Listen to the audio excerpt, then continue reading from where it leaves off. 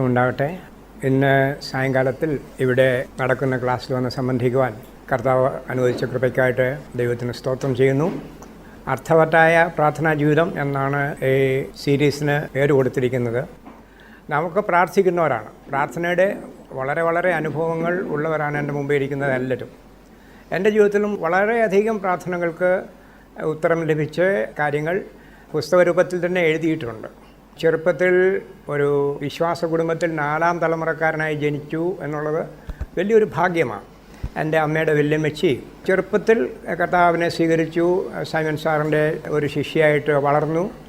എന്നാൽ വല്യപ്പച്ചൻ അദ്ദേഹത്തിൻ്റെ മാനസാന്തരവും അദ്ദേഹത്തിൻ്റെ സ്നാനവും കാണുവാൻ എനിക്കാണ് ഭാഗ്യമുണ്ടായത്. 84ാമത്തെ വയസ്സിലാണ് അദ്ദേഹം സ്നാനപ്പെടുന്നത്. അപ്പോൾ ഇത്രയും വർഷങ്ങൾ അമ്മച്ചി അദ്ദേഹത്തിൻ്റെ മാനസാന്തരത്തിന് വേണ്ടി പ്രാർത്ഥിച്ചു. അത് 4ാം തലമുറക്കാരനായ എനിക്ക് കാണുവാനുള്ള ഭാഗ്യമുണ്ടായി. അത് എൻ്റെ ജീവിതത്തെ വളരെ സ്പർശിച്ച ഒരു കാര്യമാണ്. വല്യമ്മച്ചിയും അടുത്തുള്ള വീട്ടിലെ സഹോദരിമാരും കൂടി മിക്കവാറും ദിവസങ്ങളിൽ ഉച്ചകഴിഞ്ഞ് പ്രാർത്ഥനയ്ക്കാണ്ട് മാറ്റിവെച്ചിരിക്കുന്നത് ഞാൻ ഓർക്കുന്നുണ്ട്. ചെറുപ്പകാലത്ത് എൻ്റെ അമ്മയുടെ വീടായതുകൊണ്ട് ഇടയ്ക്കിടയ്ക്ക് അവിടെ പോയി താമസിക്കാറുണ്ടായിരുന്നു. അപ്പോൾ ഇടയ്ക്ക് അവിടെ പോയി താമസിക്കുമ്പോൾ 4 തലമുറക്കാർ താമസിക്കുന്ന വീടാണ്. ഇടയ്ക്കിടയ്ക്ക് ക്രിസ്മസിൻ്റെ അവധിക്കോ അല്ലെങ്കിൽ മിഡ് സമ്മർ ലീവിലൊക്കെ പോയി താമസിക്കുമ്പോൾ ഈ വല്യമ്മച്ചിയുടെ പ്രാർത്ഥനാ ജീവിതം എന്നെ വളരെ സ്വാധീനിച്ചിട്ടുണ്ട്. ഞങ്ങൾ ഈ വെള്ളക്കായ കൊണ്ട് വണ്ടിയൊക്കെ ഉണ്ടാക്കി ചുറ്റി ഇറങ്ങി തിരിച്ചു വന്ന് നോക്കുന്നത് വല്യമ്മച്ചി പിന്നെയും മുട്ടിന്മേൽ നിന്ന് പ്രാർത്ഥിക്കുക. ഈ പ്രാർത്ഥന ആ ചെറുപ്പത്തിൽ തന്നെ അതിന് പ്രസക്തി ഉണ്ടെന്നുള്ള കാര്യം മനസ്സിലായി. പിന്നെ ബൈബിൾ കോളേജിൽ പോയി അവിടെ വെച്ചും പ്രാർത്ഥന ജീവിതത്തിൽ അനുവർത്തിക്കാൻ ശ്രമിച്ചു. ആദ്യം എനിക്കുണ്ടായ അനുഭവം ഒരു ടൂത്ത് പേസ്റ്റ് വാങ്ങിക്കാൻ വേണ്ടി 3 രൂപയ്ക്ക് വേണ്ടി പ്രാർത്ഥിച്ചതാണ്.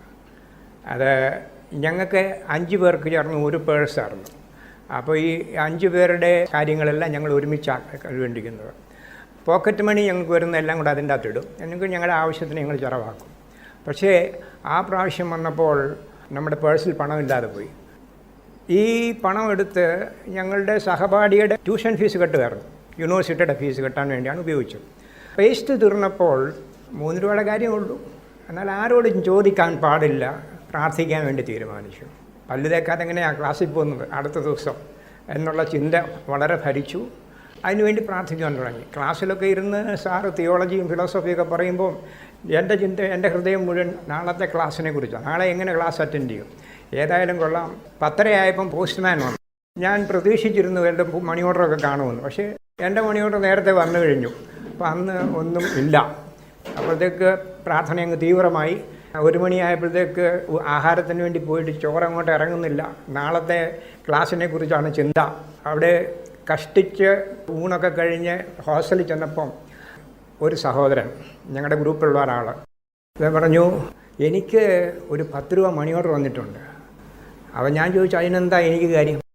മണി ഓർഡർ ഫോമിൻ്റെ കീഴിൽ എഴുതിയിട്ടുണ്ട് 3 രൂപ മാത്യു പോളിന് കൊടുക്കണമെന്ന്. ഞാനന്നേരം പറഞ്ഞു, ഇവൻ എന്നൊക്കറിയാമോ, ഞാൻ ഇന്ന് മുഴുവൻ പ്രാർത്ഥിച്ചുകൊണ്ടിരിക്കുകയായിരുന്നു. എന്താ കർത്താവ്, പേസ്റ്റ് വാങ്ങിക്കാൻ എനിക്കൊരു 3 രൂപ വേണമെന്ന്. രാജസ്ഥാനിൽ നിന്ന് അതിന് മുമ്പോ പിന്നോ മണി ഓർഡർ വന്നിട്ടുണ്ടെന്ന് ഞാൻ ഓർക്കുന്നില്ല. അതിൽ 3 രൂപ അന്ന് മണി ഓർഡർ വന്നത് വലിയൊരു സംഭവമാണ്. അതെൻ്റെ ജീവിതത്തെ മാറ്റിമറിച്ച ഒരു സംഭവമാണ്. ഞാൻ 30 വയസ്സ് വരെ പഠിച്ചു. എനിക്ക് 2 മക്കളുണ്ടായി കഴിഞ്ഞപ്പോൾ പിന്നെയും ഞാൻ പഠിച്ചുകൊണ്ടിരിക്കുക. 20 വയസ്സ് കഴിഞ്ഞ് ഞാൻ എൻ്റെ വീട്ടിൽ നിന്ന് പണം വാങ്ങിച്ചിട്ടില്ല. കാരണം എൻ്റെ അനിയന്മാരൊക്കെ കോളേജിലാണ്. അവർ 3 പേരും പഠിച്ചുകൊണ്ടിരിക്കുമ്പോൾ മൂത്തവനെ എങ്ങനെയാണ് പിന്നെയും പഠിപ്പിക്കുന്നത്. അതുകൊണ്ട് ഞാൻ പപ്പായോട് പറഞ്ഞു, ഇത്രയും നാൾ എന്നെ ഫീസൊക്കെ തന്ന് പഠിപ്പിച്ചത് മതി, ഇനിയും എൻ്റെ കാര്യം ഞാൻ നോക്കിക്കോളാം എന്ന് പറഞ്ഞ് എൻ്റെ ജീവിതം പ്രാർത്ഥനയ്ക്ക് സമർപ്പിച്ച് ഞാൻ പ്രാർത്ഥനയിൽ കൂടെ മാത്രമാണ് ഇംഗ്ലണ്ടിലെ കിങ്സ് കോളേജിൽ പോയി പഠിക്കുക എന്ന് പറഞ്ഞാൽ ഒരു സാധാരണ കാര്യമൊന്നുമല്ലല്ലോ. അതുവരെ ദൈവം സാധിപ്പിച്ചു. Simple direct answers to prayer. ഇത് കഴിഞ്ഞിട്ട് നീലഗിരി പോയി അവിടെ ചെന്ന് അവരുടെ ഭാഷ പഠിച്ച് അവരുടെ ഭാഷയിലേക്ക് അക്ഷരം ഉണ്ടാക്കി, ഗ്രാമർ ഉണ്ടാക്കി, പുസ്തകം ഉണ്ടാക്കി, പുസ്തകത്തിലേക്ക് കർത്താവിൻ്റെ സുവിശേഷ പകുതിയുള്ള ഭാഗങ്ങൾ തർജ്ജമ ചെയ്തു. ഇവർക്ക് എഴുതാനും വായിക്കാനും അറിഞ്ഞുകൂടാ. ഇവർ നടുക്കാട്ടിൽ ജീവിക്കുന്നവരാണ്. കാട്ടുപോത്തും പുലിയും ആനയും ഒക്കെ ഉള്ള സ്ഥലത്ത് വനത്തിൻ്റെ മധ്യത്തിൽ ജീവിക്കുന്ന ആളുകളുടെ ഇടയിലാണ് ഞാൻ പ്രവർത്തിച്ചുകൊണ്ടിരുന്നത്. നമ്മളൊക്കെ കാട്ടിൽ കയറിയ ഉടനെ ആനയ്ക്കറിയാം, ആനയ്ക്കും കാട്ടുപോത്തുനിന്ന് അറിയാം. ഈ സോപ്പിൻ്റെ മണമുണ്ട്, കാട്ടിൻ്റെ മണമായതുകൊണ്ട് അവർക്കൊരു പ്രയാസവുമില്ല, അവരെ ഒന്നും അത് ദ്രോഹിക്കത്തുമില്ല. അവർ ഒരുമിച്ച് അങ്ങ് സുഖമായിട്ട് ജീവിക്കുക.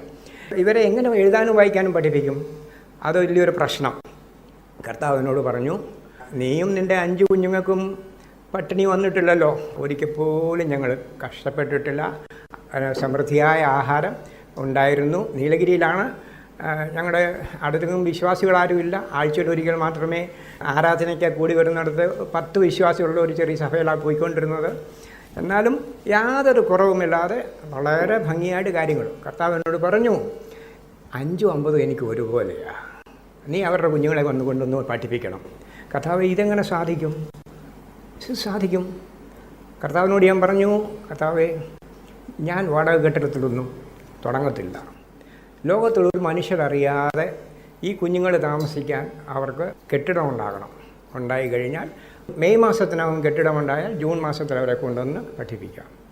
അന്നൊക്കെ 8 മണിക്കൂറാണ് പ്രാർത്ഥന. 4 മണിക്ക് ഒരു ചായ കുടിച്ച് കഴിഞ്ഞ് പോയാൽ പിന്നെ പ്രാർത്ഥന റൂമിലങ്ങ് പോകും. മണിക്കൂറുകൾ ദൈവസന്നിധിയിൽ ഇരുന്ന് ദൈവത്തോട് സംവാദിക്കും. എനിക്ക് ഒരു പ്രിയപ്പെട്ട ഭാര്യ ഉണ്ടായിരുന്നു, മക്കൾ 5 പേര്. ഈ മക്കളെ മുഴുവൻ വീട്ടിലിരുത്തി പഠിപ്പിച്ച് ടയർഡാണ്. അതെല്ലാം കഴിഞ്ഞിട്ട് 4 മണി കഴിഞ്ഞ ശേഷം ഇവരെ ഉറക്കുന്നതും കളിക്കുന്നതും എല്ലാം പുള്ളിക്കാരത്തി കൃത്യമായിട്ട് ചെയ്യുമായിരുന്നു.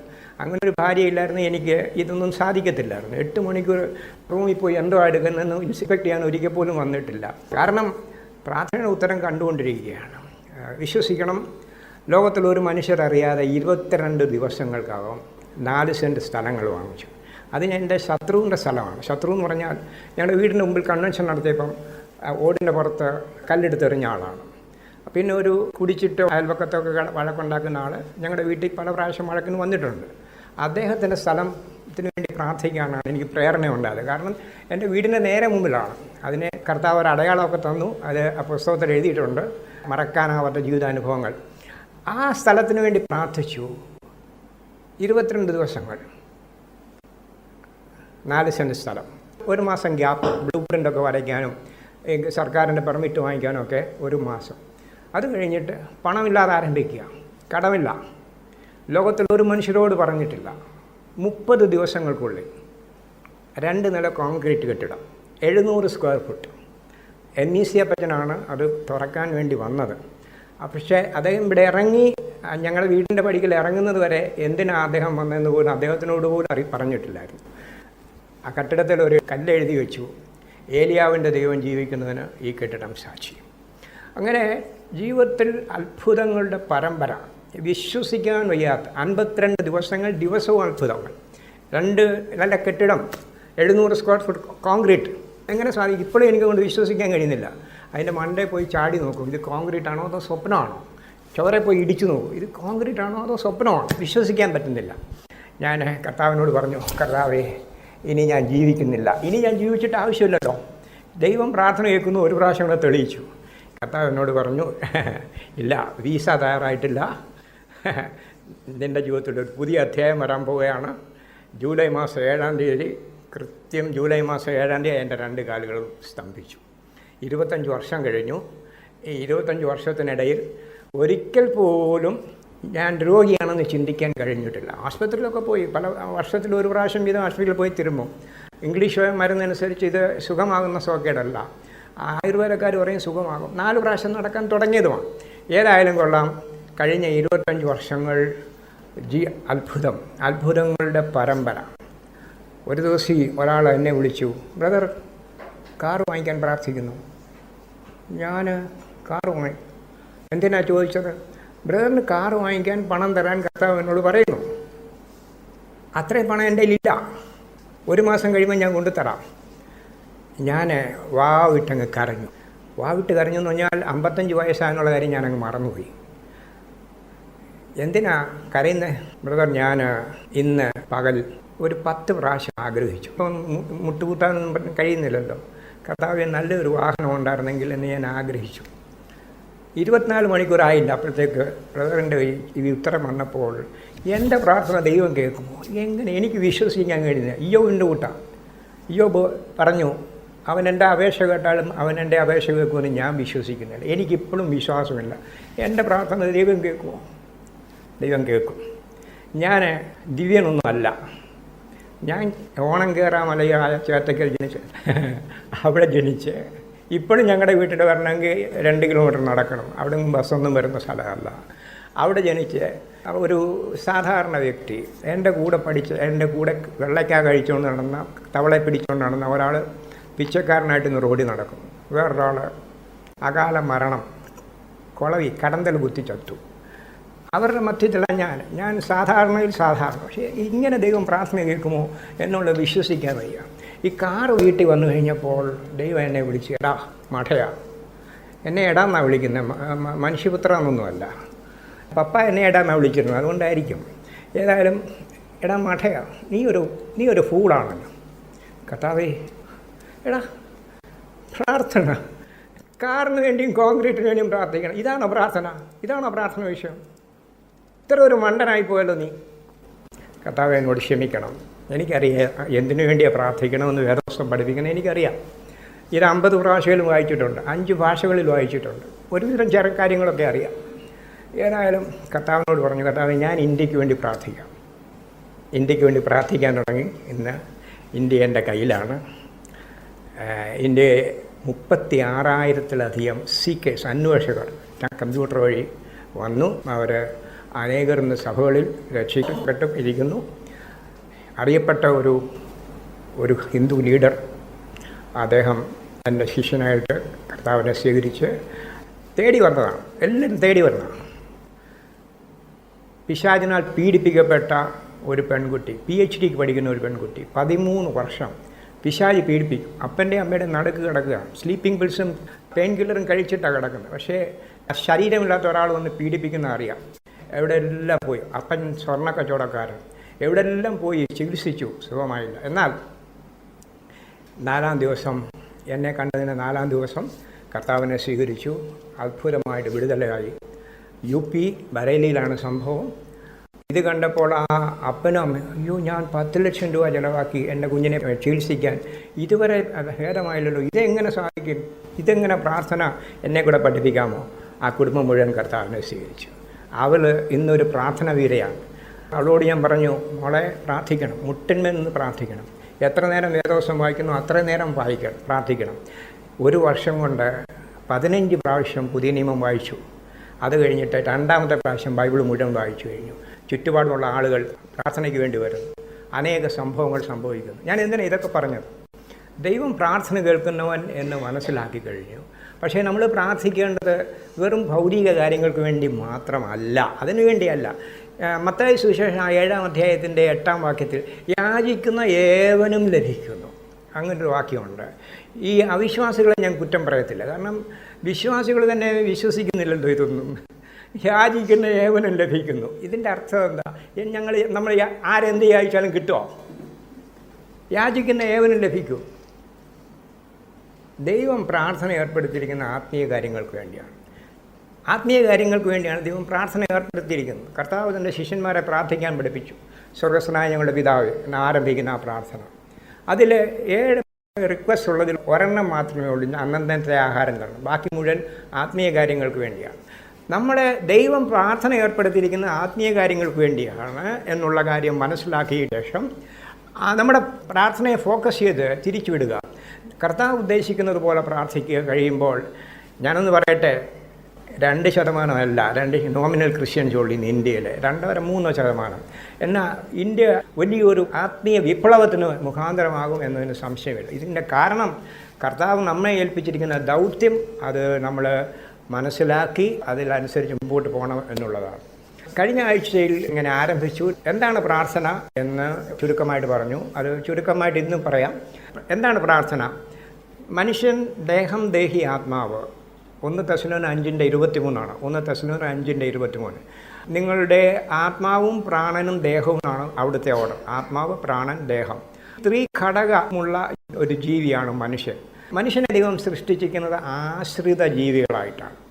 നമ്മുടെ ശരീരത്തെ നിലനിർത്താൻ നമ്മൾ കാറ്റിനെ ആശ്രയിക്കുന്നു, വെള്ളത്തിനെ ആശ്രയിക്കുന്നു, നമ്മുടെ ആഹാരത്തെ ആശ്രയിക്കുന്നു. ഇതില്ലാതെ നമുക്ക് ജീവിക്കാൻ കഴിയില്ല. നമ്മുടെ മനസ്സ്, നമ്മുടെ ദേഹിയെ നമ്മൾ നിലനിർത്താൻ വേണ്ടി നമ്മുടെ സമസൃഷ്ടങ്ങളെ നമ്മൾ ആശ്രയിച്ചേ മതിയാകും. അങ്ങനെയാണ് ദൈവം നമ്മെ സൃഷ്ടിച്ചിരിക്കുന്നത്. നമ്മുടെ ആത്മാവിനെ നിലനിർത്തുവാൻ, നമ്മുടെ ആത്മാവിൻ്റെ നിലനിർപ്പിന് വേണ്ടി ദൈവത്തെ ആശ്രയിക്കാതെ തരമില്ല. അങ്ങനെയാണ് നമ്മൾ പറഞ്ഞത്. പ്രാർത്ഥന ആത്മാവിൻ്റെ ശ്വാസോച്ഛ്വാസമാണ്. ദൈവത്തിൽ ആശ്രയിക്കും. അവനിൽ സ്വയംഭൂവായ അവനിൽ ആശ്രയിക്കുവാൻ ഉള്ള കൃപ അവൻ തന്നിരിക്കുകയാണ്. പ്രാർത്ഥിക്കാത്തവൻ ആത്മീയ ജീവനില്ല എന്ന് പറഞ്ഞു. പ്രാർത്ഥനയിൽ സമയം ചെലവഴിക്കാത്തവന് ആത്മീയ ശക്തിയില്ല. നമ്മളെ ദൈവം തൻ്റെ മക്കളാക്കി തീർക്കുന്നു. മാനസാന്തരപ്പെട്ട് സുവിശേഷത്തിൽ വിശ്വസിക്കുക, വിശ്വസിച്ച് അവനെ ഏറ്റുകൊള്ളുക. അവനെ വിളിച്ചപേക്ഷിക്കുന്ന എല്ലാവരും രക്ഷിക്കപ്പെടും. അങ്ങനെയാണല്ലോ റോമർ 10:13 പറയുന്നത്. അവനെ വിളിച്ചപേക്ഷിക്കുന്ന എല്ലാവരും രക്ഷിക്കപ്പെടും. അപ്പോൾ രക്ഷിക്കപ്പെട്ട് നമ്മൾ സ്വർഗത്തിൻ്റെ അവകാശികളായി തീർന്നു. അതിനുവേണ്ടി മാത്രമല്ല പ്രാർത്ഥന ഏൽപ്പിച്ചിരിക്കുന്നത്. നമ്മൾ മനസ്സിലാക്കേണ്ട വലിയൊരു കാര്യം, കർത്താവ് ആരംഭിച്ച വീണ്ടെടുപ്പിൻ്റെ ശുശ്രൂഷ ഇന്ന് അവൻ നമ്മുടെ കാര്യങ്ങളിൽ തന്നിരിക്കുകയാണ്. അതാണല്ലോ 2 കൊരിന്ത്യർ 5:18 പറഞ്ഞിരിക്കുന്നത്. 2 കൊരിന്ത്യർ 5:18 എന്താ പറഞ്ഞിരിക്കുന്നത്? ക്രിസ്തുവിൽ കൂടെ ദൈവത്തോട് നിരപ്പിച്ചു. നിരപ്പിൻ്റെ ശുശ്രൂഷ ഞങ്ങളെ മലയാളത്തിൽ എഴുതിയേക്കുന്നത്. ഞങ്ങളും നമ്മളും തമ്മിൽ വ്യത്യാസമുണ്ടല്ലോ. നമ്മെ ഏൽപ്പിച്ചിരിക്കുന്നത് തന്നെയാണ് തർജ്ജമ ചെയ്യേണ്ടത്. അപ്പം വീണ്ടെടുക്കപ്പെട്ട ഒരു ആൾ, നിരപ്പ് പ്രാപിച്ച ഒരാൾ, നിരപ്പിൻ്റെ ശുശ്രൂഷ കർത്താവിനാൽ കൊടുക്കപ്പെട്ട ഒരാളാണ്. ഇവിടെ ഇരിക്കുന്ന രക്ഷിക്കപ്പെട്ട സകലരും നിങ്ങളെ കർത്താവ് രക്ഷിച്ചിട്ട് നേരെ സ്വർഗത്തിൽ കൊണ്ടുപോകാൻ വേണ്ടി അല്ല, ആ നിരപ്പിൻ്റെ ശുശ്രൂഷ നിങ്ങളെ ഏൽപ്പിച്ചിരിക്കുകയാണ്. ആ നിരപ്പിൻ്റെ ശുശ്രൂഷ നിർവഹിക്കുവാൻ കടപ്പെട്ടവരാണ്. അതാണ് പൗലോസ് പറഞ്ഞത്, ഞാൻ കടക്കാരനാണ്. നാം എല്ലാവരും കടക്കാരാണ്. നാം ദൈവത്തിൻ്റെ സകല ലോകത്തിൻ്റെ പാപത്തിൻ്റെ പരിഹാരമായി അവൻ വന്നു എന്നൊക്കെ 1 യോഹന്നാൻ 2:2 പറയുന്നുണ്ടല്ലോ. അത് നമ്മുടെ പാപങ്ങൾക്ക് വേണ്ടി മാത്രമല്ല, സകല ലോകത്തിൻ്റെ പാപത്തിൻ്റെയും പ്രായശ്ചിത്തമായി. എന്തുകൊണ്ട് സകല ലോകത്തിൻ്റെ പാപത്തിൻ്റെ പരിഹാരമായി വന്ന ക്രിസ്തുവിനെ നമ്മുടെ ചുറ്റുപാടുമുള്ളവർ അറിയുന്നില്ല? എന്താണ് കാരണം? നിരപ്പിൻ്റെ ശുശ്രൂഷ നമ്മെ ഏൽപ്പിച്ചിരിക്കുകയാണ്. നാം ദൈവത്തെ തോൽപ്പിച്ചവരാണ് എന്നുള്ളതിന് യാതൊരു സംശയമില്ല. ചരിത്രം പഠിക്കുമ്പോൾ ഒരു കാര്യം മനസ്സിലാവും, വളരെ വ്യക്തമാണ്. എന്താണെന്നറിയാമോ? എവിടെയൊക്കെ പ്രാർത്ഥിക്കുന്ന ഒരു തലമുറ ഉണ്ടായിരുന്നുവോ, എവിടെയൊക്കെ പ്രാർത്ഥനയ്ക്ക് വേണ്ടി സമയം മാറ്റിവെച്ച് രാവും പകലും തന്നെ നോക്കി വിളിച്ച് അപേക്ഷിക്കുന്ന തൻ്റെ വൃതന്മാർ എന്ന് ലൂക്കോസിൻ്റെ സുവിശേഷത്തിൽ വായിക്കുന്നുണ്ടല്ലോ. ലൂക്കോസ് 18:7 രാവും പകലും തന്നെ വിളിച്ചപേക്ഷിക്കുന്ന വൃതന്മാർ എവിടെയൊക്കെ ഉണ്ടായിട്ടുണ്ടോ അവിടെയൊക്കെ 40% വിശ്വാസികൾ ഉണ്ടായിട്ടുണ്ട്. എന്തുകൊണ്ട് ഇവിടെ സംഭവിക്കുന്നില്ല? നമ്മൾ രാവും പകലും വിളിച്ചപേക്ഷിക്കുന്നില്ല എന്നുള്ളത് തന്നെയാണ്. കേരളത്തിലെ ഒരു ഗ്രൂപ്പ് ചെറുപ്പക്കാർ കഴിഞ്ഞ 14 വർഷങ്ങളായിട്ട് അവർ ജൂലൈ മാസം മുഴുവൻ പ്രാർത്ഥിക്കാൻ മാറ്റിവെച്ചിരിക്കുകയാണ്. അത് കേരളത്തിൻ്റെ അങ്ങേയറ്റം തൊട്ട് കാസർഗോഡ് വരെ അവർ എല്ലാ ഡിസ്ട്രിക്റ്റിലും ജൂലൈ മാസത്തിൽ ഇന്ന് പത്തനംതിട്ടയാണ് 2-3 ദിവസങ്ങൾ ഒരു ഡിസ്ട്രിക്റ്റിൽ ഇങ്ങനെ മാറി മാറി പ്രാർത്ഥിച്ചുകൊണ്ടിരിക്കുക. രാവും പകലും പ്രാർത്ഥിക്കേണ്ട ആവശ്യം എന്താ? നമ്മളെന്താ ചെയ്യുന്നത്? ബ്രദർ, നമ്മൾ ആ കാര്യം ദൈവകരങ്ങളിൽ സമർപ്പിച്ചിരിക്കുകയാണ് എന്ന് പറഞ്ഞിട്ട് നമ്മൾ പോയി കിടന്നുറങ്ങും. ദാനിയേൽ 10-ാം അധ്യായത്തിൻ്റെ 12-ാം വാക്യത്തിൽ ദാനിയേലിനോട് പറയുന്നു, ദാനിയേലേ, നീ ശ്രദ്ധ വച്ച ആദ്യ ദിവസം തന്നെ ഒരു ദൈവപൈതൽ, ദൈവഹിതത്തിൽ ജീവിക്കുന്ന ദൈവപൈതൽ ദൈവഹിതത്തിലുള്ള ഒരു കാര്യത്തിന് വേണ്ടി പ്രാർത്ഥിക്കുമ്പോൾ മുട്ടുകുത്തുന്ന ആ നിമിഷം തന്നെ ദൈവം ഉത്തരമയച്ചു കഴിഞ്ഞു. എന്നാൽ പാർശ്വരാജാവിൻ്റെ പ്രഭു എന്നെ തടഞ്ഞു. ഇവിടെ ഇരിക്കുന്ന അനേക പ്രാർത്ഥനകൾ പിശാച് തടഞ്ഞു വച്ചിരിക്കുകയാണ്. ആ തടസ്സം മാറ്റുക എന്നുള്ളത് നമ്മുടെ ജോലിയാണ്. ആ തടസ്സം മാറ്റി എങ്ങനെ പ്രാർത്ഥിക്കണം എന്നുള്ളതാണ് ഈ ക്ലാസ്സുകളിൽ നിന്ന് മനസ്സിലാക്കേണ്ടത്. സഹോദരന്മാരെ, എനിക്ക് പറയാൻ അല്പം പ്രയാസമുണ്ട്, പക്ഷേ ഇത് മനസ്സിലാക്കിയ ഒരു സത്യമാണ്. ഇത് പറയാതിരിക്കാൻ തരമില്ല. എന്താണെന്നറിയാമോ? കർത്താവ് നമ്മെ ആശ്രയിച്ചിരിക്കുന്നു. പറഞ്ഞാൽ വിശ്വസിക്കാൻ പറ്റുന്നില്ല. കർത്താവ് നമ്മെ ആശ്രയിച്ചിരിക്കുന്നു. അതെന്താ ഈ പറഞ്ഞതിൻ്റെ അർത്ഥം? അവനെ കൂടാതെ നമുക്കൊന്നും ചെയ്യാൻ കഴിയില്ല. അങ്ങനെയാണ് കർത്താവ് പറഞ്ഞത്. യോഹന്നാൻ 15:7 അങ്ങനെ പറഞ്ഞു, എന്നെ കൂടാതെ നിങ്ങൾക്കൊന്നും ചെയ്യാൻ കഴിയില്ല. എന്നാൽ വേറൊരു കാര്യം നമ്മൾ മനസ്സിലാക്കണം. എന്താണെന്നറിയാമോ? Without him we cannot do anything. അവനില്ലാതെ നമുക്ക് ഒന്നും ചെയ്യാൻ കഴിയില്ല. എന്നാൽ without us he will not do anything. Without him we cannot do anything. Without us he will not do anything. നമ്മെ കൂടാതെ അവൻ ഒരു കാര്യവും ചെയ്യും. കാരണം ഈ ശുശ്രൂഷ കർത്താവ് ആരംഭിച്ചു. ആ ശുശ്രൂഷ അവൻ നമ്മെ ഏൽപ്പിച്ചിരിക്കുകയാണ്. ഇന്ന് നമ്മിൽ കൂടെയാണ്, തൻ്റെ ശരീരമായ സഭയിൽ കൂടെയാണ് അന്ന് പ്രവർത്തിക്കുന്നത്. സഹോദരന്മാരെ, യേശു കർത്താവ് നമുക്ക് പകരം ആ കാൽവരിയിൽ കടന്നു. അവൻ അന്ന് വിളിച്ചപേക്ഷിച്ചപ്പോൾ, എൻ്റെ ദൈവമേ എന്ന് വിളിച്ചപ്പോൾ സ്വർഗം മൗനമായിരുന്നു. എന്നാൽ ഇന്ന് അവൻ നമ്മെ അവന് പകരം ഇവിടെ ആക്കിയിരിക്കുകയാണ്. ഇവിടെ ഇരിക്കുന്ന ആളുകളൊക്കെ കർത്താവിന് പകരക്കാരാണ്. നമ്മുടെ പകരക്കാരനായിട്ട് അവൻ അന്ന് മരിച്ചു. ഇന്ന് നാം അവൻ്റെ പകരക്കാരാണ്. ഒരിക്കലും മറന്നു പോകരുത്. 2 കൊരിന്ത്യർ 5:20 പറയുന്നത്, we are ambassadors for Christ. എന്ന് ക്രിസ്തുവിന് പകരം എന്ന ആ വാക്ക് അവിടെ ഉപയോഗിച്ചിട്ടുണ്ട്. 1 യോഹന്നാൻ 4:17 രണ്ടാമത്തെ ഭാഗം, 1 John 4:17b, അവനിരിക്കുന്നത് പോലെ നാമും ഈ ഭൂമിയിലിരിക്കുന്നു. As he is so are we in this world. നാം അവൻ്റെ പകരക്കാരാണ്. ഇന്ന് അവൻ്റെ വേല ചെയ്യുവാൻ വേണ്ടി, അവൻ്റെ ശുശ്രൂഷ ചെയ്യുവാൻ വേണ്ടിയാണ് അവൻ നമ്മെ ഇവിടെ ആക്കിയിരിക്കുന്നത്. അവൻ ജീവിച്ചതുപോലെ ജീവിക്കാൻ, അവൻ പ്രാർത്ഥിച്ചതുപോലെ പ്രാർത്ഥിക്കാൻ വേണ്ടിയാണ് നമ്മെ ഇവിടെ ആക്കിയിരിക്കുന്നത്. ഈ കാര്യം നമ്മൾ മനസ്സിലാക്കി കഴിയുമ്പോൾ നമ്മുടെയൊക്കെ ജീവിതം പാടെ വ്യത്യാസമാകും. നമ്മൾ ഈ ഭൗതിക കാര്യങ്ങൾക്ക് വേണ്ടി പിന്നെ ചിന്തിക്കത്തേയില്ല. നമ്മുടെ ഭൗതിക കാര്യങ്ങളൊക്കെ കൂടെ വരുന്ന കാര്യമാണ്. പഞ്ചസാര വാങ്ങിക്കാൻ പോയാൽ നമ്മൾ ഈ കടലാസും കൊണ്ട് പോകത്തില്ല, അത് കൂടെ കിട്ടും പാക്കറ്റ് എന്ന് പറഞ്ഞതുപോലെ കൂടെ വരുന്നതാണ് ഈ ബാക്കി കാര്യങ്ങളൊക്കെ. സഹോദരന്മാരെ, നമ്മുടെ ചിന്തകൾ, നമ്മുടെ ശ്രദ്ധകൾ മുഴുവൻ മാറ്റേണ്ടിയിരിക്കുന്നു. നമ്മുടെ ആകമാനം ഒരു ടോട്ടൽ ചേഞ്ച് നമ്മുടെ ജീവിതത്തിൽ ഉണ്ടായി കഴിയുമ്പോൾ എന്താ സംഭവിക്കുന്നത്?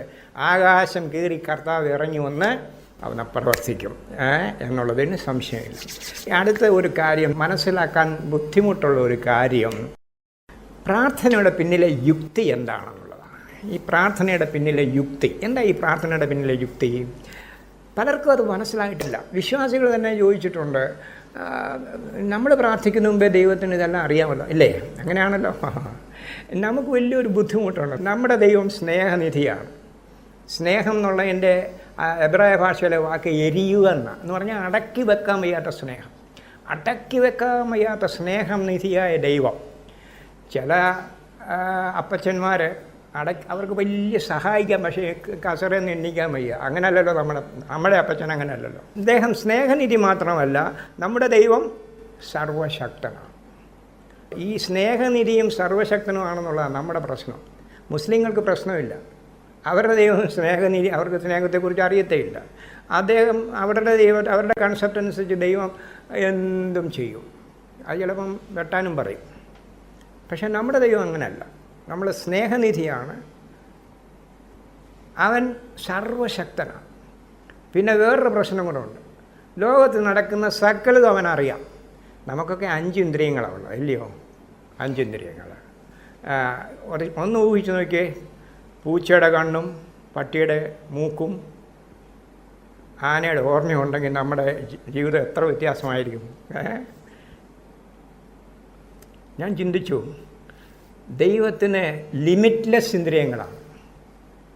അന്ന് ഓർത്ത് നോക്കി, എൻ്റെ മനസ്സിൽ കൂടെ ചിന്തിക്കുന്നു, ഇവിടെ ഇരിക്കുന്ന ഓരോരുത്തരുടെ മനസ്സിൽ കൂടെ ചിന്തിക്കുന്നു, അവനറിയുന്നു. കാരണം എന്താ? അവന് ലിമിറ്റ്ലെസ് ഇന്ദ്രിയങ്ങളാണ്. എനിക്ക് 5 ഇന്ദ്രിയങ്ങളെ കൊണ്ട് ഞാൻ ഇത്രയും കാര്യങ്ങളൊക്കെ ഗ്രഹിക്കുന്നു. ലിമിറ്റ്ലെസ് ഇന്ദ്രിയങ്ങളുള്ള ദൈവം സകലതും അറിയും. അവൻ അടക്കി വയ്ക്കാൻ വയ്യാത്ത സ്നേഹം. പിന്നെ അവൻ സർവശക്തൻ. അവൻ ആഗ്രഹിക്കുന്നതൊക്കെ അവൻ ചെയ്യും. ഈ ദൈവം സർവശക്തൻ എന്ന് പറയുമ്പോൾ അതിന് ചില ലിമിറ്റേഷൻസൊക്കെ ഉണ്ട്. ദൈവത്തിന് ചെയ്യാൻ വയ്യാത്ത ചില കാര്യങ്ങളുണ്ട്. നമുക്കറിയാമല്ലോ, അവന് പോഷ്ക്ക് പറയാൻ കഴിയുകയില്ല, തന്നെത്താൻ ത്യജിക്കാൻ കഴിയുകയില്ല. അപ്പോൾ ഓൾമൈറ്റി എന്ന് പറയുമ്പോൾ, സർവശക്തൻ എന്ന് പറയുമ്പോൾ അതിൻ്റെ ലിമിറ്റേഷൻസ് ഒരിക്കലും മറന്നു പോകരുത്. എന്നാൽ അതിൻ്റെ യഥാർത്ഥ അർത്ഥം, അവൻ ചെയ്യുവാൻ ആഗ്രഹിക്കുന്നതെല്ലാം അവന് ചെയ്യാൻ കഴിയും. എനിക്ക് പല കാര്യങ്ങൾ ചെയ്യണമെന്ന് ആഗ്രഹിക്കണമുണ്ട്, പക്ഷേ എന്നെക്കൊണ്ട് പൊക്കത്തില്ല. എനിക്ക് എണ്ണീറ്റ് നടക്കണമെന്ന് ആഗ്രഹമുണ്ട്, എന്നെക്കൊണ്ട് പറ്റുമോ? ഇല്ല. നമുക്കെല്ലാവർക്കും പല കാര്യങ്ങൾ ചെയ്യണമെന്ന് ആഗ്രഹമുണ്ട്, നമ്മളെക്കൊണ്ട് സാധിക്കില്ല. പക്ഷേ ദൈവം സർവശക്തൻ എന്ന് പറഞ്ഞാൽ അതിൻ്റെ അർത്ഥം അവൻ ചെയ്യാൻ ആഗ്രഹിക്കുന്നതെല്ലാം അവനെ കൊണ്ട് ചെയ്യാൻ കഴിയും. ഓക്കെ, ഈ 3 കാര്യങ്ങളുള്ളപ്പോൾ ദൈവം സർവശക്തനാണ്, അവൻ ചെയ്യാൻ ആഗ്രഹിക്കുന്നതെല്ലാം അവന് ചെയ്യാൻ കഴിയും, അവൻ സ്നേഹനിധിയാണ്, അടക്കി വയ്ക്കാൻ വയ്യാത്ത സ്നേഹം, ആ സ്നേഹം തുളുമ്പിക്കൊണ്ടിരിക്കുക, അത് അടക്കി വയ്ക്കാൻ കഴിയുന്നില്ല. പിന്നെ ലോകത്തിന് ഇന്ദ്രിയങ്ങൾ, ലിമിറ്റ്ലെസ് ഇന്ദ്രിയങ്ങളുണ്ട്. ലോകത്തിൻ്റെ ഏത് മൂലയിലും, ലോകത്തിൻ്റെ അല്ല, ഈ യൂണിവേഴ്സിൻ്റെ ഏത് മൂലയിലും എന്ത് നടക്കുന്നത് അവൻ അറിഞ്ഞുകൊണ്ടിരിക്കുന്നു. ഇങ്ങനെയായിരുന്നു നിങ്ങളിൽ ഒരാളെങ്കിൽ ഈ ഭൂമിയെ ഒറ്റ സെക്കൻഡ് ഇങ്ങനെ വിട്ടേക്കുമോ? അപ്പം ദൈവത്തിന് എന്താ കുഴപ്പം? നിങ്ങളെ ആരെങ്കിലും മിസ്അണ്ടർസ്റ്റാൻഡ് ചെയ്തിട്ടുണ്ടോ? തെറ്റിദ്ധരിച്ചിട്ടുണ്ടോ? പേടിക്കണ്ട, ഏറ്റവും കൂടുതൽ തെറ്റിദ്ധരിക്കപ്പെട്ട ആളാണ് നമ്മുടെ ദൈവം. ഇത്രയും തെറ്റിദ്ധരിക്കപ്പെട്ട ഒരു വ്യക്തി ലോകത്തിലില്ല. ചില സന്ദർഭം ഞാൻ തെറ്റിദ്ധരിക്കപ്പെട്ടപ്പോൾ കർത്താവിനോട് ഞടാ, ഞാൻ തെറ്റിദ്ധരിക്കപ്പെട്ട അതിൻ്റെ ഒരു അംശം പോലും നിനക്ക് തെറ്റിദ്ധാരണ, ചില ആളുകൾക്ക് ചിലപ്പം തെറ്റിദ്ധരിച്ചിട്ടുണ്ട്, പറഞ്ഞ വാക്കുകളൊക്കെ തെറ്റായിട്ട് മനസ്സിലാക്കിയിട്ടുണ്ട്. എന്നാൽ ഇത്രയും തെറ്റിദ്ധരിക്കപ്പെട്ട ഒരു വ്യക്തി ലോകത്തിലില്ല. He is the most misunderstood person. If you are a misunderstood person, be thankful that you are not being so much misunderstood as God. കേട്ടോ? ഇപ്പം ഞാൻ പറയട്ടെ, ഒരു സുനാമി വന്നു, ഉടനെ ആളുകളെല്ലാം എന്ത് പറയും? ദൈവത്തെ കുറ്റം പറയും, അല്ലയോ? അതുവരെ ദൈവത്തെക്കുറിച്ച് ചിന്തിക്കുകയേ വേണ്ട, അതുവരെ ദൈവത്തെക്കുറിച്ചൊന്നും പറയുകയും വേണ്ട. എന്തുവേലും ഒരു കാറ്റടിക്കട്ടെ, അല്ലെങ്കിൽ എന്തെങ്കിലും കുഴപ്പമുണ്ടാകട്ടെ, ദൈവത്തെ പ്രാകും. എന്താ കാരണം? എന്തുകൊണ്ടാണ് ദൈവം ഈ ഭൂമിയെ എങ്ങനെ ഇട്ടേക്കുന്നത്? What is the logic behind prayer? Internet നോക്കുന്നവർ ലോജിക് ബിഹൈൻഡ് പ്രെയർ എന്നുള്ളത്, ലോജിക് ഓഫ് പ്രെയർ എന്നെല്ലാം ഒന്ന് സെർച്ച് ചെയ്ത് നോക്കിയാൽ അവിടെ matthew.org ഒഴികെ ബാക്കി എല്ലാവരും പറഞ്ഞു there is no logic in prayer. മുസ്ലിങ്ങളായിരിക്കും മിക്കവാറും പറഞ്ഞിരിക്കുന്നത്, അല്ലെങ്കിൽ ഏത്തീസ്റ്റാണ്. ഈ പ്രാർത്ഥനയ്ക്ക് യാതൊരു യുക്തിയില്ല എന്നാണ് അവരെല്ലാം സമർത്ഥിക്കുന്നത്. എന്നാൽ പ്രാർത്ഥനയ്ക്ക് വലിയൊരു യുക്തിയുണ്ട്. എന്താണെന്നറിയാമോ പ്രാർത്ഥനയുടെ യുക്തി? ദൈവം മനുഷ്യനെ സൃഷ്ടിച്ചത് അവൻ്റെ സാദൃശ്യത്തിലാണ്. അങ്ങനെയാണല്ലോ ഉൽപ്പത്തി പുസ്തകത്തിൽ നാം വായിക്കുന്നത്, അവൻ്റെ സാദൃശ്യത്തിൽ നാം സൃഷ്ടിക്കപ്പെട്ടു. സാദൃശ്യത്തിൽ സൃഷ്ടിക്കപ്പെട്ടു എന്നതിൻ്റെ അർത്ഥം എന്താ? ദൈവ സാദൃശ്യത്തെ പറഞ്ഞാൽ എന്താണ് അർത്ഥം? നമുക്കൊരു പേഴ്സണാലിറ്റി ഉണ്ട്, ഒരാളത്വം. പോർബന്തറിൽ ചെന്നാൽ അവിടെ സിംഹക്കുട്ടികളെ കാണാം കാട്ടിൽ. അത് ഇച്ചിരി ഒരു 25-30 കിലോമീറ്റർ മാറി താമസിച്ചെന്നാൽ അവിടെ കാട്ടുവാസികളെ കാണാം. ഏതെങ്കിലും സിംഹക്കുട്ടിക്ക് പേരുണ്ടോ? ഏതെങ്കിലും ഒരു കാട്ടുവാസിക്ക് പേരില്ലാത്തവരുണ്ടോ? മനുഷ്യർക്കൊരു പേഴ്സണാലിറ്റി ഉണ്ട്. We have A personality. നമുക്കൊരു മൊറാലിറ്റി ഉണ്ട്, ഒരു ധാർമ്മികത. പേഴ്സണാലിറ്റി, മൊറാലിറ്റി, സ്പിരിച്വാലിറ്റി, ഒരു ആത്മീയത. നിങ്ങൾ കണ്ടിട്ടുണ്ടോ ഏതെങ്കിലും അൾസേഷൻ പറ്റി ആഹാരം കൊടുക്കുമ്പോൾ താങ്ക് യു ജീസസ് എന്ന് പറയുന്നത്? അതേസമയത്ത് തൊട്ട് നമ്മുടെ വീട്ടിലെ കുഞ്ഞ് പാല് ബോട്ടിലെടുക്കുമ്പോൾ താങ്ക് യു ജീസസ് പറയാൻ തുടങ്ങുന്നു. എന്താ ഈ വ്യത്യാസം? നമുക്കൊരു സ്പിരിച്വാലിറ്റി ഉണ്ട്. പേഴ്സണാലിറ്റി, മൊറാലിറ്റി, സ്പിരിച്വാലിറ്റി, ഇതാണ് ദൈവത്തിൻ്റെ സാദൃശ്യം. അതുമാത്രമല്ല, തന്നെ തീരുമാനിക്കാനുള്ള ശക്തി, ഒരു ഫ്രീ വിൽ, ഇത് ദൈവം അവൻ മനുഷ്യന് കൊടുത്തിരിക്കുകയാണ്. ഫ്രീ വിൽ, തന്നെ തീരുമാനിക്കാനുള്ള ഒരു കഴിവ്. നിങ്ങൾ ആരെങ്കിലും ചിന്തിച്ചിട്ടുണ്ടോ ഈ പിശാചില്ലായിരുന്നു എന്ത് നല്ലതായിരുന്നു? ആരെങ്കിലും ഒരിക്കലും ചിന്തിച്ചിട്ടുണ്ടോ? ഞാൻ ഓർത്തിട്ടുണ്ട്, ഈ പിശാചില്ലായിരുന്നു എന്ത് നല്ലതായിരുന്നു. നിങ്ങളാരെങ്കിലും ഓർത്തിട്ടുണ്ടോ?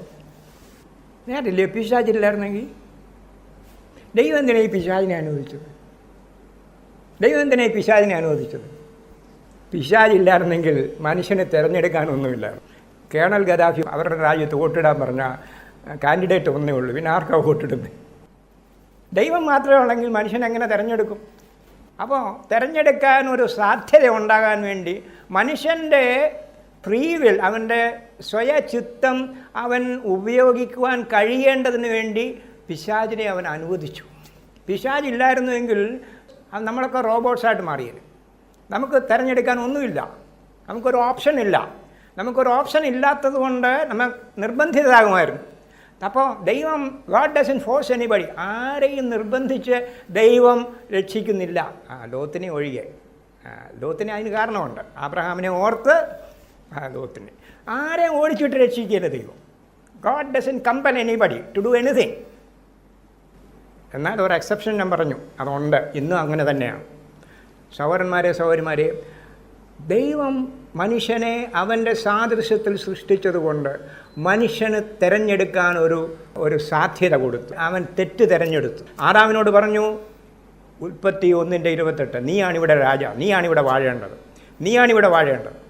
1-ാം അധ്യായം, ഉൽപ്പത്തി 1-ാം അധ്യായത്തിൽ ദൈവം പേരിട്ടു എന്ന് ആവർത്തിച്ച് പറയുന്നു. 2-ാം അധ്യായത്തിൽ ആരാ പേരിടുന്നത്? ആദാം പേരിട്ടത് മൃഗങ്ങൾക്ക്. ജിറാഫെന്നും ഈ ഡോൾഫിനെന്നൊക്കെ പേരിട്ടത് മനുഷ്യരാണ്. നല്ല സ്യൂട്ടബിൾ പേർ. ഓക്കെ, ഇന്ന് മനുഷ്യൻ ദൈവത്തിൻ്റെ പ്രതിനിധിയാണ് ഇവിടെ. ആദാമിനെ സൃഷ്ടിച്ച് ഈ ലോകം അവനെ ഏൽപ്പിച്ചു. ആദാമേ, നീയാണിവിടെ കാര്യം നടത്തേണ്ടത്. Today is man's day. ഇത് മനുഷ്യൻ്റെ ദിവസമാണ്. The day of the Lord is coming. യഹോവയുടെ നാൾ വരുന്നു. അന്ന് അവൻ തീരുമാനിക്കും. ഇന്ന് തീരുമാനിക്കേണ്ടതാരാ? ഇന്ന് നമ്മളാണ് തീരുമാനിക്കേണ്ടത്. ഞാൻ രക്ഷിക്കപ്പെടണമെങ്കിൽ ആര് തീരുമാനിക്കണം? സകലരും രക്ഷിക്കപ്പെടണമെന്ന് ദൈവം ആഗ്രഹിച്ചു, തീരുമാനിച്ചു. ലോകത്തിൻ്റെ രക്ഷയാണ് കർത്താവ്. സകല മനുഷ്യരും രക്ഷിക്കപ്പെടണമെന്ന് അവൻ ആഗ്രഹിക്കുന്നു. അതിനുവേണ്ടി അവനൊരു പദ്ധതി തയ്യാറാക്കി. പക്ഷേ ഞാൻ രക്ഷിക്കപ്പെടണമെങ്കിൽ ആര് തീരുമാനിക്കണം? ഞാൻ തീരുമാനിക്കണം. ഞാൻ തീരുമാനിച്ചേ മതിയാവുള്ളൂ. ഞാൻ തീരുമാനിക്കാതെ ഒരിക്കലും ഞാൻ രക്ഷിക്കപ്പെടുകയില്ല. ഒരിക്കൽ ഞാൻ ഓർക്കുന്നുണ്ട്, ഒരു നാമധേയ ക്രിസ്ത്യാനിയുടെ വീട്ടിൽ പോയി 10-25 മിനിറ്റ് നേരം ഞാൻ സുവിശേഷം പറഞ്ഞു. എന്നോട് പറഞ്ഞു, സാറേ, ഞാൻ രക്ഷിക്കപ്പെടണമെങ്കിൽ ഞാനങ്ങ് രക്ഷിക്കപ്പെടും. ഞാൻ അതിനൊന്നും ചെയ്യണ്ട. കാരണം ഞാൻ രക്ഷിക്കപ്പെടണമെങ്കിൽ ഞാനങ്ങ് രക്ഷിക്കപ്പെടും. ഞാൻ രക്ഷിക്കപ്പെടുമോ? മാനസാന്തരപ്പെട്ട് സുവിശേഷത്തിൽ വിശ്വസിക്കുക എന്നുള്ളത് എൻ്റെ കർത്തവ്യമാണ്. ഞാനതിന് തയ്യാറായില്ലെങ്കിൽ, അവനെ വിളിച്ചപേക്ഷിക്കാൻ മനസ്സില്ലെങ്കിൽ, ആ മാനസാന്തരം എൻ്റെ ഹൃദയത്തിൽ ഉണ്ടായില്ലെങ്കിൽ ഒരിക്കലും ഞാൻ രക്ഷിക്കപ്പെടുകയില്ല. സഹോദരന്മാരെ, ഇതാണ് പ്രാർത്ഥനയുടെ പിന്നിലെ യുക്തി. ഇന്ന് പിശാച് ഈ ലോകം അവൻ്റെ കയ്യിൽ വെച്ചിരിക്കുന്നു. കർത്താവിൻ്റെ മുഖത്ത് നോക്കി പറഞ്ഞു, ഈ അധികാരമെങ്കിൽ ഏൽപ്പിച്ചിരിക്കുന്നു. അവൻ്റെ ആരാണ്ട് കൊടുത്താം? അവൻ്റെ ആരാണ്ട് കൊടുത്താം? എൻ്റെ ഭാഷയിൽ പറഞ്ഞാൽ പിശാച് ലൈസൻസ് ഇല്ലാതെ വണ്ടി ഓടിക്കുന്ന ആളാണ്. പണ്ട് ഞാൻ ഓർക്കുന്നുണ്ട്, ഞാൻ പണ്ട് ലൈസൻസ് ഇല്ലാതെ എൻ്റെ അധ്യാപകൻ, അദ്ദേഹത്തിന് ജപ്പാനിൽ നിന്ന് ഒരു ഹോണ്ട സ്കൂട്ടർ കിട്ടി. അദ്ദേഹത്തിന് എന്നോട് വലിയ ഇഷ്ടമായിരുന്നു. ഞങ്ങൾ അധ്യാപകനും ശിഷ്യനുമാണെങ്കിലും എന്നോട് വലിയ കാര്യമാണ്. നീ ഹോണ്ടയിലൊന്ന് കയറണമെന്ന് എനിക്കൊരാഗ്രഹം. എനിക്ക് സൈക്കിൾ ഓടിച്ച് പരിചയമുള്ളൂ, ലൈസൻസ് ഒന്നും ഇല്ല, ഗിയറൊന്നും ഇല്ലാത്ത വണ്ടിയാണ് കേട്ട് സാറ്. ഞാനൊന്ന് പോയി അതിനാ കൊണ്ടുപോകും. ലൈസൻസ് ഉണ്ടെന്ന് സാറിനോട് ചോദിച്ചില്ല. ഏതായാലും കൊള്ളാം. ഞാനിതും കൊണ്ട് മദ്രാസിലെ കിൽപ്പാക്കിൽ റോഡിൽ ഇങ്ങനെ പോയിക്കൊണ്ടിരിക്കും. ഓപ്പോസിറ്റ് വരുന്ന ഒരു പോലീസ് വണ്ടി എൻ്റെ അകവാൾ വെട്ടി. ഞാൻ ഓർത്തു, ഈടാ. പിന്നെ അരമണിക്കൂർ കഴിഞ്ഞാൽ തിരിഞ്ഞു നോക്കിയത്. ഏതായാലും കൊള്ളാം, വണ്ടി അരമണിക്കൂർ കഴിഞ്ഞ് നിർത്താനും കഴിഞ്ഞു. എപ്പോഴത്തേക്ക് പോലീസ് പുറകെ വന്നില്ലെന്ന് നമുക്ക് മനസ്സിലായി. എനിക്കറിയാം ലൈസൻസ് ഇല്ലാതെ വണ്ടി ഓട്ടിയാലുള്ള വെപ്രാളം. അങ്ങനെ തന്നെയാണ് പിശാച്. പക്ഷേ അധികാരികളെ കാണണം. അധികാരികളെ കാണുന്നവരെ പ്രശ്നമൊന്നുമില്ല. നമ്മളൊക്കെ അധികാരികളെന്നുള്ള കാര്യം നമുക്ക് തന്നെ അറിഞ്ഞുകൂടാ. സഹോദരന്മാരെ, പിശാച് ഈ ഭൂമിയെ കൈയടക്കി. അവൻ 1 യോഹന്നാൻ 5:19 ഈ ഭൂമി ദുഷ്ടൻ്റെ കരങ്ങളിലിരിക്കുന്നു. ദൈവം എന്ത് ചെയ്യുന്നു? അവൻ്റെ മഹാമനസ്കതയിൽ അവൻ മറഞ്ഞിരിക്കുന്നു. ഏശയ്യ 45:15 ഏശയ്യ 45:15 അവൻ മറഞ്ഞിരിക്കുന്ന ദൈവം. അവൻ ലൂസിഫറിനോട് പറഞ്ഞു, ലൂസിഫറെ, നീയാണ് ഈ സിംഹാസനത്തെ ഇരിക്കാൻ യോഗ്യനെങ്കിൽ നീ ഇരുന്നു കൊള്ളുക. അവൻ മാറി നിൽക്കുക. ആദാം പാപം ചെയ്തതിന് ശേഷം ഒരിക്കൽ പോലും നടക്കാൻ ഇങ്ങോട്ട് കർത്താവ് വന്നിട്ടില്ല. വായിക്കുന്നുണ്ടോ? ആദാം പാപം ചെയ്യുന്നത് അതിനു മുമ്പേ വെയിലാറിയപ്പോൾ എന്ന മലയാളത്തിൽ, ഇംഗ്ലീഷിൽ in the cool of the day എന്നാ, ഹീബ്രു വായിച്ചാൽ അങ്ങനല്ല, in the wind of the day എന്നാ. എപ്പോഴാണ് കാറ്റടിക്കുന്നത്? ബസ് സ്റ്റാൻഡിൽ പോയി നിന്നിട്ടുണ്ടോ? വെളുപ്പിനെ സായങ്കാലം പോയിട്ട് ബസ് സ്റ്റാൻഡിൽ പോയി നിന്നിട്ടുണ്ടോ? In the cool of the wind of the day. Adam പാപം ചെയ്യുന്നതിന് മുമ്പേ സായങ്കാലത്തിലും വെളുപ്പാങ്കാലത്തിലും കർത്താവ് നടക്കാൻ വരുമായിരുന്നു. അവൻ പാപം ചെയ്യുന്ന ശേഷം ഏദൻ തോട്ടത്തെ അടച്ചു പൂട്ടിയിട്ട് അവൻ ഒരിക്കൽ പോലും ഇങ്ങോട്ട് നടക്കാൻ. എന്നാൽ ആരൊക്കെ എപ്പോഴൊക്കെ വിളിച്ചപേക്ഷിക്കുന്നോ അവൻ ഇറങ്ങി വരും. ഞാൻ വിളിച്ചപേക്ഷിക്കാതെ, ഞാൻ അനുവദിക്കാതെ ദൈവം എൻ്റെ ജീവിതത്തിൽ ഇടപെടുകയില്ല. ഈ മില്യൺസ് ഓഫ് പീപ്പിൾ അറൗണ്ട്, നമ്മുടെ ചുറ്റുപാട് എത്രയോ ആളുകൾ, എന്തുകൊണ്ട് അവരുടെ ജീവിതത്തിൽ, why God is silent in their lifes? അവരുടെ ജീവിതത്തിൽ എന്തുകൊണ്ടാണ് ദൈവം മൗനമായിരിക്കുന്നത്? It's because they are silent towards God. നമ്മുടെ ദൈവത്തെ വിളിച്ചപേക്ഷിക്കാതെ, ഞാൻ അനുവദിക്കാതെ ദൈവം എൻ്റെ ജീവിതത്തിൽ ഇടപെടുകയില്ല. ഇത് മറന്നു പോകരുത്. ഇത് പ്രാർത്ഥനയുടെ പിന്നിലെ യുക്തിയാണ്. ഇത് മനസ്സിലാക്കി കഴിയുമ്പോഴേ പ്രാർത്ഥിക്കാതെ ദൈവം യാതൊരു ആത്മീയകാര്യം ചെയ്യുകയില്ല എന്നുള്ളത് നമുക്ക് മനസ്സിലാവും. കള്ളനാണ് ഇവിടെ താമസിക്കുന്നത്. പിശാച് ഇവിടെ കൈയടക്കി. അധികാരം മനുഷ്യന് കൊടുത്തു, പിശാച് കൈയടക്കി. ഇന്ന് പിശാചിൻ്റെ അവിശ്വാസികളിൽ വ്യാപരിക്കുന്ന ശക്തി നമുക്കറിയാം എന്താണെന്ന്. എന്നാൽ ദൈവത്തിൻ്റെ കണ്ണിൽ ഇന്നും അധികാരം നമ്മുടെയില്ല. സങ്കീർത്തനം 115:16 വാക്യം. സങ്കീർത്തനം 115:16. സ്വർഗം ദൈവത്തിൻ്റെ സ്വർഗം, ഭൂമി അവൻ മനുഷ്യപുത്രന്മാർക്ക് കൊടുത്തിരിക്കും. ഞാൻ പറയാതെ, നാം പറയാതെ അവനിങ്ങോട്ട്. ഞാൻ കുറച്ച് നാൾ പത്തനംതിട്ട താമസിച്ചപ്പം നമ്മുടെ ഒരു സ്നേഹിതൻ്റെ വീട്ടിലാണ് താമസിച്ചത്. അദ്ദേഹം ബഹ്റിനിലാണ് താമസിക്കുന്നത്. ഞാനാണ്. ബഹ്റിനിൽ നിന്ന് പെട്ടെന്ന് ഇങ്ങോട്ട് വന്നാൽ പുള്ളി ചവിട്ടി തുറന്ന് കയറുമോ? പുള്ളിയുടെ വീടാണ്. പക്ഷെ താമസിക്കുന്നത് ആരാ? ഞാനാണ്. പുള്ളി വരണമെങ്കിൽ വന്ന് കോളിംഗ് ബെല്ലടിച്ച് ഞാൻ കതക് തുറക്കാതെ അദ്ദേഹത്തിനകത്ത് പ്രവേശിക്കാൻ അല്ലെ പിന്നെ ഗുണ്ടായിരിക്കണം, അല്ലയോ? The world and the fullness thereof is the Lord's, 24-ാം സങ്കീർത്തനം. അങ്ങനെ വായിക്കുന്നത് ദൈവത്തിൻ്റെ യഹോവയുടെയാണ് ഇതെല്ലാം. പക്ഷെ ആരെ ഏൽപ്പിച്ചിരിക്കുന്നു? മനുഷ്യനെ ഏൽപ്പിച്ചിരിക്കുന്നു. എന്ന് മനുഷ്യനാണ് ഇവിടെ തീരുമാനിക്കേണ്ടത്. ഇത് നാം തീരുമാനിക്കാതെ അവൻ നമ്മുടെ ജീവിതത്തിൽ ഇടപെടുകയില്ല. പക്ഷെ അതാണ് ഈ പ്രാർത്ഥനയുടെ പിന്നിലെ യുക്തി എന്ന് പറയുന്നത്.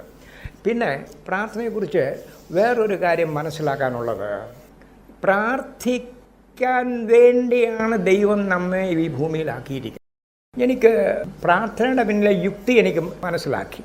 എന്നാൽ എനിക്ക് മനസ്സിലാക്കാൻ വലിയൊരു സത്യം, ആ സത്യം എന്താണെന്ന് ചോദിച്ചാൽ, ദൈവത്തിൻ്റെ വാഗ്ദത്തങ്ങൾ നിറവേറുന്നത് ദൈവജനത്തിൻ്റെ പ്രാർത്ഥനയ്ക്ക് ഉത്തരമായാണ്. ഇത് പറയുമ്പം ചിലരൊക്കെ നെറ്റി ചുളിയും.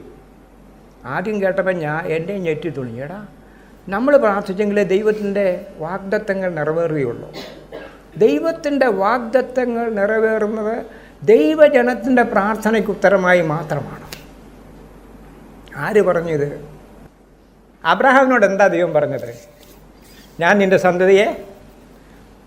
സന്തതിയെ ആകാശത്തിലെ നക്ഷത്രങ്ങൾ പോലെയും കടൽക്കരയിലെ. അബ്രഹാം എത്ര നാൾ കാത്തിരുന്നു? 4 നൂറ്റാണ്ട്. അതിൻ്റെ ഇടയ്ക്ക് ഷോർട്ട് കട്ടൊക്കെ നോക്കുന്നുണ്ട്. കർത്താവ് പറഞ്ഞു, ഈ ഷോർട്ട് കട്ടൊന്നും ഞാൻ അനുഭവിച്ചിട്ടില്ല, എനിക്ക് വേണ്ട. നിൻ്റെ ഭാര്യ സാറ 100-ാം വയസ്സിൽ അബ്രഹാം പിതാവായി. മോൻ്റെ പേരെന്തുവാ? ചിരി. ഇസാക്ക് എന്നുള്ള വാക്കിൻ്റെ അർത്ഥം ചിരി എന്നാ. ചിരിയെ ഇങ്ങോട്ട് വന്നേ, എവിടെ പോയാലും ചിരി. ചാറാമ്പച്ചയ്ക്ക് ചിരി സഹിക്കാൻ വയ്യ. മോൻ ജനിച്ചു, വലിയൊരു സന്തോഷം. 40 വയസ്സായപ്പോഴാണ് അമ്മച്ചി മരിച്ചുപോയി. അതുവരെ അവൻ ഏകനാന്നുള്ള കാര്യം മറന്നുപോയി. അത് കഴിഞ്ഞപ്പോൾ അപ്പച്ചൻ പറഞ്ഞു, നിനക്കൊരു കൂട്ട് വേണം, ഒരു തുണ വേണം. 24-ാം അധ്യായം ഉൽപ്പത്തി. ഒരു പെങ്കൊച്ചിനെ പോയി കണ്ടുപിടിച്ചു, റിബേക്ക.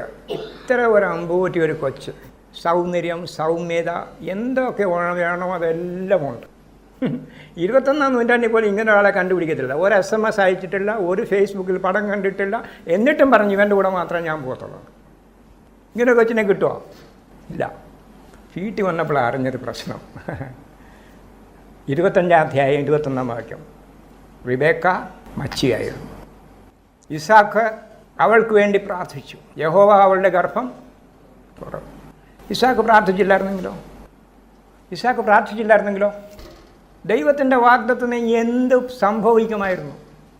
സഹോദരന്മാരെ, ദൈവത്തിൻ്റെ വചനത്തിൽ മാറ്റമില്ലാത്തൊരു സത്യമാണിത്. ദൈവജനത്തിൻ്റെ പ്രാർത്ഥനയ്ക്ക് ഉത്തരമായിട്ടാണ് ദൈവം തൻ്റെ വാഗ്ദത്തങ്ങൾ നിറവേറ്റുന്നത്. അവസാനത്തെ വാഗ്ദത്തം എന്താ? ഇതാ ഞാൻ വേഗം വരുന്നു. യോഹന്നാൻ എന്ത് പ്രതികരിച്ചു? ആമീൻ കർത്താവേ. പറയണം, വേഗമില്ല അവിടെ. ഇനി ഇപ്പോഴും വേഗമില്ല, വരണമെന്നേ പ്രാർത്ഥനയുള്ളൂ. പക്ഷെ ഒരു കാര്യമാണ് കേട്ടോ, നാം അവൻ്റെ വരവിനെ ബന്ധപ്പെടുത്താൻ കടപ്പെട്ടവരാണ്. എനിക്കങ്ങോട്ട് മനസ്സിലാക്കാൻ കഴിയുന്നില്ല. മനസ്സിലാക്കിയിട്ടുണ്ടോ? എന്താ ദൈവത്തിൻ്റെ വാഗ്ദത്തങ്ങൾ നിറവേറുന്നത് ദൈവജനത്തിൻ്റെ പ്രാർത്ഥനയ്ക്ക് ഉത്തരമാണെന്ന് മനസ്സിലാക്കുവാൻ എനിക്കങ്ങോട്ട് കഴിയുന്നില്ല, എനിക്കങ്ങോട്ട് മനസ്സിലാകുന്നില്ല. ആർക്കെങ്കിലും മനസ്സിലായെങ്കിൽ ഒന്ന് പറയണേ, ഞാനൊന്ന് പറയാം. ഒരു കാര്യം മറന്നു പോരുത്, എന്നെയും നിങ്ങളെയും ആശ്രയിച്ചാണ് ദൈവത്തിൻ്റെ കാര്യപരിപാടി ഈ ഭൂമിയിൽ നടക്കുന്നത്. വരവിനെ ബന്ധപ്പെടുത്താനാണ് പറഞ്ഞേക്കുന്നത്. നമ്മൾ ഈ ജീവിക്കുന്ന കാരണം നിർണായകമായ കാലമാണ്. നിങ്ങൾക്കറിയാമോ, കഴിഞ്ഞ ഏപ്രിൽ മാസം 15-ാം തീയതി 2014, ഏപ്രിൽ മാസം 15, ഒക്ടോബർ മാസം 8, 2016 ഏപ്രിൽ 4, സെപ്റ്റംബർ 28, 2014 ചന്ദ്രൻ ചുമന്നിരുന്നു. നിങ്ങൾ വായിച്ചതാണ് ന്യൂസ് പേപ്പറിനകത്ത്, അല്ലയോ? പിന്നെ സൂര്യൻ 2015 മാർച്ച് 25-നും 2015 സെപ്റ്റംബർ 14-നും സൂര്യൻ കറുത്തിരുന്നു. അത് നിങ്ങൾ വായിച്ചതാണ്. ഇതിൻ്റെ പ്രത്യേകത എന്താണെന്നറിയാം? ഈ 6 യഹൂദന്മാരുടെ പെസഹ പെരുന്നാളിൻ്റെ ആദ്യത്തെ ദിവസവും കൂടാര പെരുന്നാളിൻ്റെ ആദ്യത്തെ ദിവസവും യഹൂദന്മാരുടെ ന്യൂ ഇയർ ഡേയിലും യഹൂദന്മാരുടെ ഹോളി ഒരു പ്രധാനപ്പെട്ട അവധി ദിവസത്തിലുമാണ്. ഈ 6 ഈ കാലത്തിൽ 2015-ലും 2014-ലും 2015-ലും സംഭവിച്ചു. നാസയുടെ വെബ്സൈറ്റിൽ നിങ്ങൾ പോകണം. നാസയുടെ വെബ്സൈറ്റിൽ പോയാൽ 5000 വർഷത്തെ എക്ലിപ്സസ് മുഴുവൻ ലിസ്റ്റ് ചെയ്തിട്ടുണ്ട്. ഈ 5000 വർഷത്തെ എക്ലിപ്സ് പല പ്രാവശ്യം ചന്ദ്രൻ്റെയും സൂര്യൻ്റെയും കളർ മാറിയിട്ടുണ്ട്. എന്നാൽ 8 പ്രാവശ്യം മാത്രമേ ചന്ദ്രൻ്റെയും സൂര്യൻ്റെയും നിറം മാറിയത് യഹൂദന്മാരുടെ പെസഹ ദിവസവും കൂടാര പെരുന്നാൾ ദിവസവും യഹൂദന്മാരുടെ ന്യൂ ഇയർ ഡേയിലും അവരുടെ വർഷപ്പിറപ്പിലും ഇങ്ങനെ സംഭവിച്ച 8 പ്രാവശ്യമാണ്. ഇത് 8ാമത്തെ പ്രാവശ്യമാണ്. ഇനി 3000 AD വരെയുള്ള ലിസ്റ്റ് അവിടെ നാസായുടെ വെബ്സൈറ്റിൽ പോയി നോക്കണം. 3000 AD വരെയുള്ള ഈ ഗ്രഹണത്തിൻ്റെ പരമ്പര അവിടെ എഴുതിയിട്ടുണ്ട്. 1-ാം നൂറ്റാണ്ടിൽ സംഭവിച്ചു. AD 32 സംഭവിച്ചു. വെബ്സൈറ്റിൽ ഞാൻ പോയി നോക്കിയതാണ്. AD 32 അവൻ കർത്താവിനെ ക്രൂശിച്ചത്. ഓർക്കുന്നുണ്ടോ? അവനെ ക്രൂശിച്ചപ്പോൾ സൂര്യൻ ഇരുണ്ടു. അന്നത്തെ ആ പെസഹ ദിവസം ചന്ദ്രൻ ചുമന്നിരുന്നു. അവർ കണ്ടതാണ്. അതുകൊണ്ടാണ് പത്രോസ് പ്രസംഗിച്ചു. യോവേൽ 2-ാം അധ്യായത്തിൻ്റെ 31-ാം വാക്യം എടുത്ത് വായിച്ചപ്പോൾ അവർ യഹോവയുടെ വലുതും ഭയങ്കരമായ ദിവസം വരും മുമ്പ് സൂര്യൻ ഇരുണ്ടതും ചന്ദ്രൻ രക്തമായി മാറും. അത് അവരുടെ കണ്ണിൻ്റെ മുമ്പിൽ വെച്ച് കണ്ടതാണ്. നമുക്കറിയാം ആരും സ്വപ്നം കണ്ടില്ല. അന്നാരെങ്കിലും സ്വപ്നം കണ്ടോ? എന്നാലും ആ വാക്യങ്ങളൊക്കെയാണ് ഉദ്ധരിച്ചിരിക്കുന്നത്. കാരണം എന്താ? അവരുടെ കണ്ണിന് മുമ്പേ അത് കണ്ടതാണ്. യഹോവയുടെ വലിയതും. അതിനുശേഷം 38 വർഷം കഴിഞ്ഞു. AD 70 യെരുശലേം നാമാവിശേഷമായി.